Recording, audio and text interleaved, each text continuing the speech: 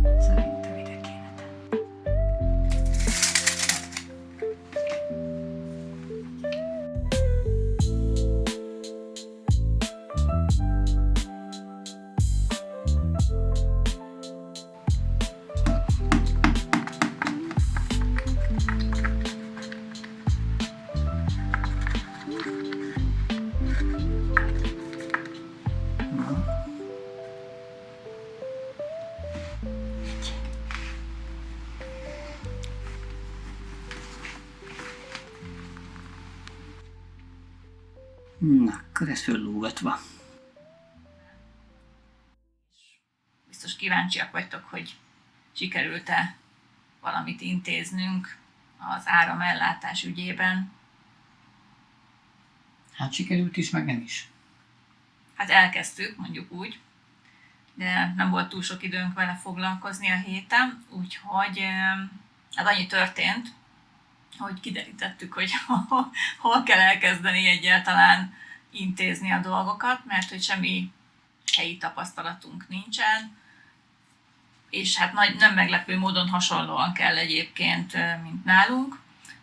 Tehát az áramszolgáltatónál kell kezdeni akkor, hogyha semmilyen áram nincsen, vezeték nincs bent a házban, illetve annyira régi már, hogy ezt teljesen új bekötést kell csináltatni. Na, a mi esetünkben ez fennáll, ugyanis a ott látható villanyóra, hát finoman szólva öreg, ha alaposan belenagyít az ember a képbe, akkor kiderül, hogy ez még 127 voltos feszültséggel üzemel, ami a internet szerint Olaszországban 1960-as évek végén szűnt meg teljesen. Egy ideig meg párhuzamosan volt a szokásos 220 voltos szabványa. Úgyhogy ez az óra, ez hát akárhogy nézzük, legalább 60 éves. Úgyhogy azóta nem nagyon lehetett itt áram a házban. Most ebből kifolyólag nincsen olyan csodakódunk, podkódunk, ugyanis minden egyes mérő helyet ilyen podkóddal azonosítanak, és az alapján kötik be a órát, meg hát tartják nyilván úgymond a mérőórát, és ugye itt energia szabad piac van, tehát nem adott szolgáltatóhoz kell menni, hanem ha már van a te villanyórádnak ilyen kis podkódja, akkor azzal tetszőleges energiaszolgáltatóhoz oda sétálhatsz, és megkérdezheted, hogy mennyiért adnak neked áramot. Na most ilyen podkód az a digitális mérőkön van. Hát meg úgy általában az újabbakon. Igen. A 60 éveseken nincs, mert akkor még nem volt ilyen új huncutság. Igen, szóval ez a Point of Delivery, azt hiszem annak a rövidítése. Igen, ez egy nemzetközi rövidítés, mert hogy ez ilyen összeurópai rendszer. Így van, tehát ez egy ilyen minimum 14 jegyű kötőjelekkel elválasztott számsor, aminek az első két betűvel kezdődik, ugye az első két betű az az országnak a jele. Tehát nálunk U-val kezdődik, az olaszoknál meg IT-vel. Na, csak hát ugye nálunk nincs energiaszabad piac. Így van, és akkor hát annyit kiderítettünk, mert aki ugye ismerősünk, és csak ők Rómában élnek, és magyar, az Orsi, ő említette már korábban, hogy van egy ismerőse itt Anversában, akik szintén felújítottak nemrégiben, és hogy tudna nekünk segíteni, kivitelezőt keresni, vagy kivitelezőt ajánlani, és akkor megkérdeztem az Orsit, hogy ez az ismerőse tud-e segíteni áramszolgáltatót választani, vagy elmagyarázni nekünk, hogy hogyan is működik itt a rendszer, hogy kell ugye igénylést beadni, és akkor megadta nekünk a Benedettának a telefonszámát, és mi WhatsAppon fel is vettük vele a kapcsolatot. Nagyon kedves volt egyébként, így cseteltünk. Olaszországban egyébként a WhatsApp az egy ilyen teljesen általános üzenetküldő platform, tehát... Igen. Aztán utána videót cseteltünk is, és küldött nekünk linket az Enel nevű olasz áramszolgáltatóhoz. Hát tőlük veszünk majd energiát. És megnéztük alaposan, tüzetesen a honlapjukat először, van angol nyelvű ugye, változata a honlapnak, van ugye, nyilván ilyen online csetelős felület is, chat felület. Igen, hát azt egy kicsit nehéz fordítóval használni, csak tapasztalatként. Tapasztalat. Mert folyamatosan frissíti a képernyőt, tehát nem lehet kimásolni. Igen. Vágólapra mondjuk egy szöveget, hogy bedobja az ember egy fordítóba. Erre érdemes odafigyelni. figyelni. Igen, tehát ezt sajnos élőben tapasztaltuk meg, amikor próbálkoztunk. Körülbelül másodpercenként frissít, tehát körülbelül annyi időd van kijelölni és kimásolni egy hosszabb szöveget akár. És még vágólapra is tenni, tehát ez közel lehetetlen kategória. Úgyhogy nagy nehezen sikerült így a chat felületen keresztül megkérdezni egy ügyintézőt, hogy mit kell ilyenkor tennünk, ha nincs podkódunk, nincs szerződésszámunk, nincs semmink igazából, egy nagyon régi villanyóránk van. Nagy nehezen értették meg egyébként, mert először az első ügyintéző, akivel felvettük a kapcsolatot, azt mondta rögtön, hogy hát olvassuk le a számot a mérőórán. Én jól mondtam neki, hogy nagyon régi mérőóránk van. Ez így nem esett le neki. Hát szerintem még nem is született meg, amikor az a villanyóra keletkezett, sőt, ami azt illeti, mi se születtünk meg a villanyóra. És akkor a második ügyintézőnek, aki bejelentkezett, annak már mindent odaírtam, hogy nincs szerződésszámunk, nincs podkódunk, nincs mérőóránk, semmink nincsen, szeretnénk viszont a munkák elkezdéséhez mérési pontot létesíteni, és nyilván szerződést kötni. És akkor már így megértette, és igazából azt is érdemes ilyenkor rögzíteni, hogy nem általános fogyasztásra akarunk mérőórát, hanem mérési pontot akarunk arra, hogy ugye munkákat elkezdjünk. Mert ez egy kicsit más, nálunk is más, meg tehát olyan, mintha mondjuk most nem lenne semmi ott, hanem csak munkálkodni szeretnénk, hogy felépítsünk valamit.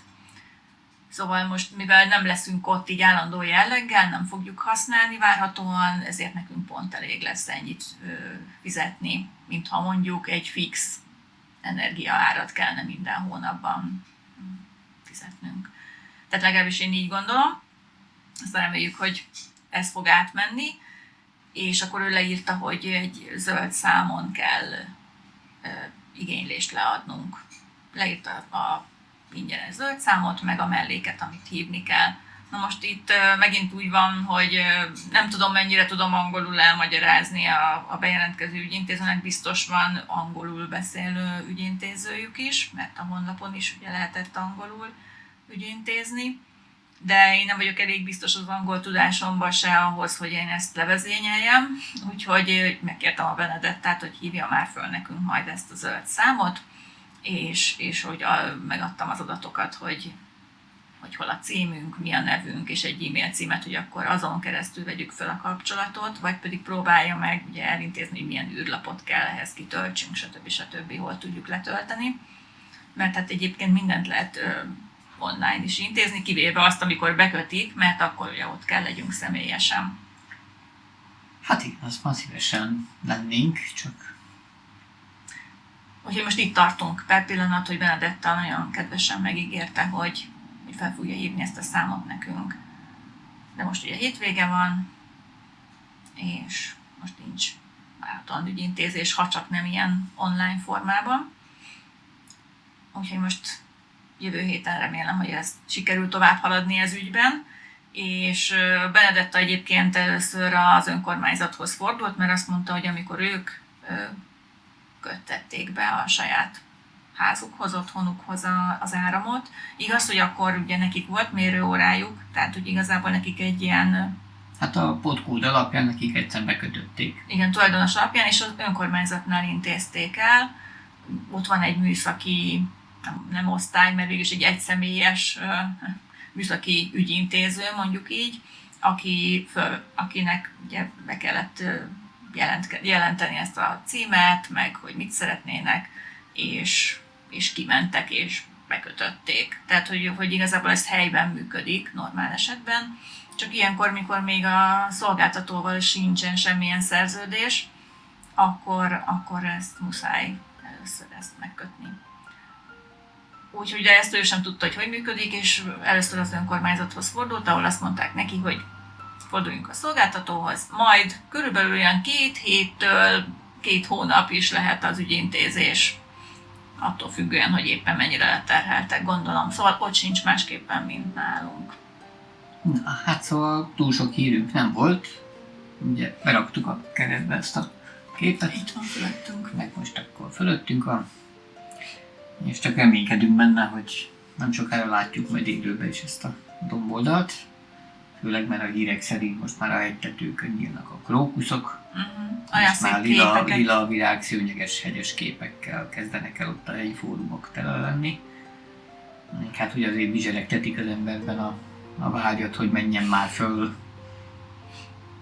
Úgyhogy itt tartunk, és ígérjük, hogy jelentkezünk újabb tartalommal, már készül egy Anversa története, videó is.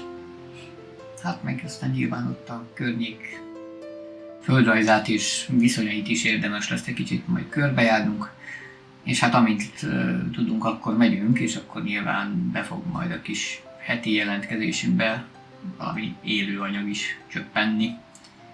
Addig hát most sajnos ezzel kell beérjünk. Úgyhogy köszönjük a figyelmeteket, köszönjük a kitartásotokat, és kövessetek minket továbbra is. Meg ugye lehet itt nyomni kis harangocskát, meg minden egyebet, hogyha Ha tetszett. meg lájkocskát, meg mindenféle. Így van. Úgyhogy tartsatok velünk, hamarosan jelentkezünk. Sziasztok! Sziasztok!